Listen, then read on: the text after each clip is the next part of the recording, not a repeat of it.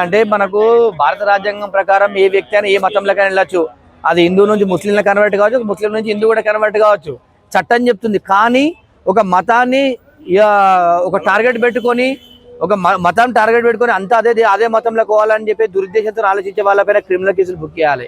ఎందుకంటే ఇలా గుర్తుపెట్టుకోండి, అమాయకమైనటువంటి కొంతమంది అమాయకంగా కానీ బెదిరింపులు ఎన్ని జరుగుతున్నాయో, అమాయకమైనటువంటి వాళ్ళు చెప్తే వింటారు కొంతమంది, బెదిరింపులు ఎన్ని చేస్తారో దీనిపైన గవర్నమెంట్ స్ట్రాంగ్ ఉండి ఇలాంటి మతాలు మార్చే వాళ్ళపైన మాత్రం కఠినమైన చర్యలు తీసుకోవాలని చెప్పి తెలియజేస్తున్నారు.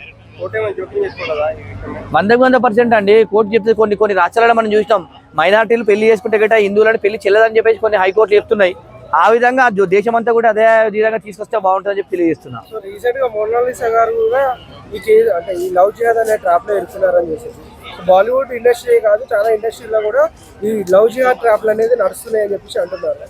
అదే అండి, ఒక్కటి గుర్తుపెట్టుకోండి, ఎవరైనా కూడా ఆలోచించాలి, అమ్మాయిలు కూడా ఆలోచించి నిర్ణయాలు తీసుకోవాలి. ఎందుకంటే మీ జీవితాలని నాశనం చేసుకొని ఇబ్బందికరమైన పరిస్థితులు చేసుకుంటే గిట్ట చాలా రాబోయే రోజులు ఇబ్బందికరం మీకు పట్టు ఉంటుంది. మీరు పెళ్లి చేసుకోకముందు ఒకటి చేసుకున్న తర్వాత మీ ముఖం కూడా కనబడకుంటుంటుంది. మీ జీవితం అంతా కూడా మొత్తం 4 గోడల మధ్య ఉండి సర్వనాశనం చేసుకోవద్దని చెప్పి తెలియజేస్తున్నాను.